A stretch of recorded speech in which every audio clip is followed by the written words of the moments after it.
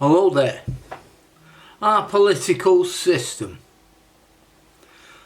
I know, once it promised so much, but just look around you and look closer and you'll see something is fundamentally broken. And this isn't just about parties jostling for power or the headlines stirring the scandals. No, it is deeper than that. It festers with corruption, with nepotism, with incompetence.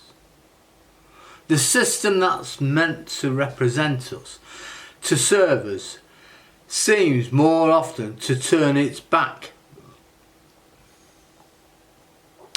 Its decisions taken in smoky little back rooms, little corridors, little telephones, and it's by an handful of people that are insulated from the struggles of every day.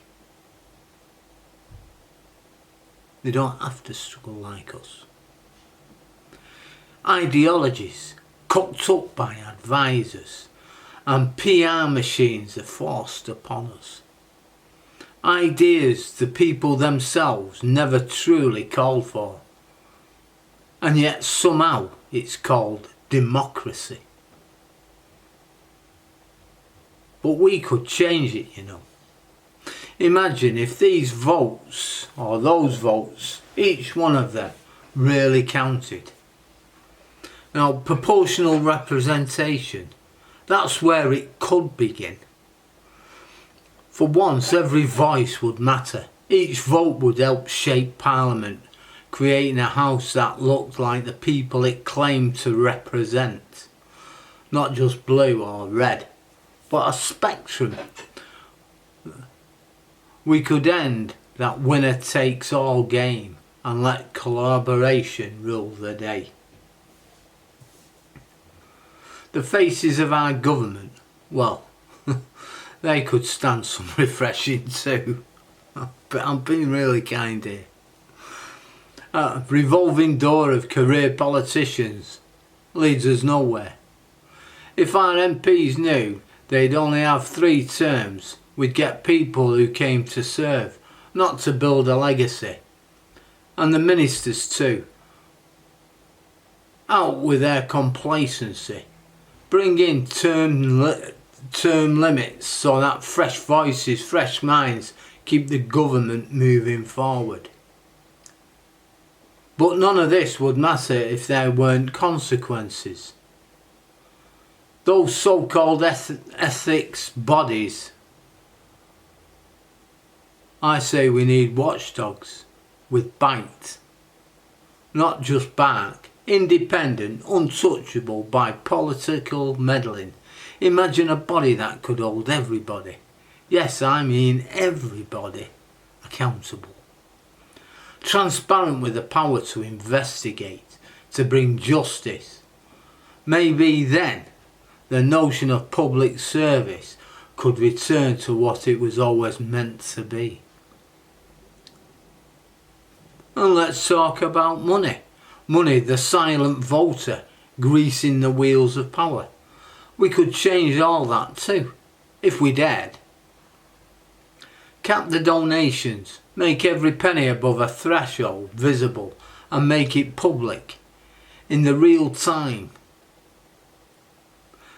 Ban the corporations from buying favours with hefty donations and shed light on those lobbyists whose quiet conversations influence more policy than the voice of a voter would ever do.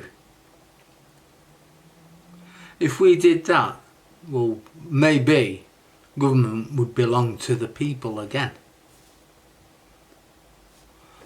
Then there are issues we face together. The issues too big, too important to be filtered through party lines. Why don't we ask ourselves what we want? Citizens' assemblies chosen from amongst us representing every walk of life, could come together and talk. And I mean truly talk. They could bring ideas that reflect us all, unfiltered by partisanship, and the public could vote on them. Imagine a government that listens because it has no choice but to hear. And why not bring this power closer to home, to each of us? If regions and local councils could decide more for themselves, budgets, housing, transportation, maybe our communities would finally get what they need, not what far off capital thinks so. Then there's the House of Lords.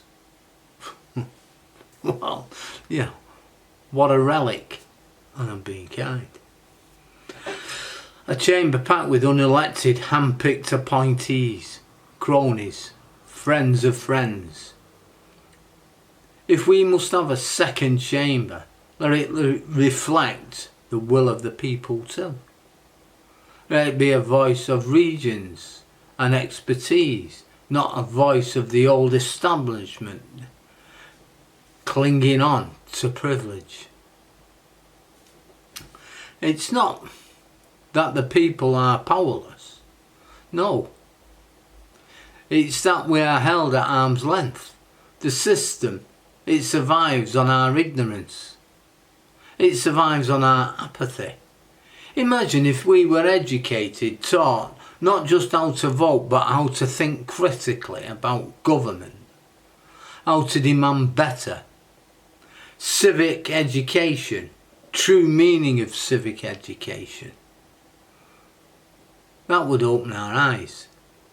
It would empower us to call out the broken promises, the self-serving agendas. With an informed people, no government could survive on complacency.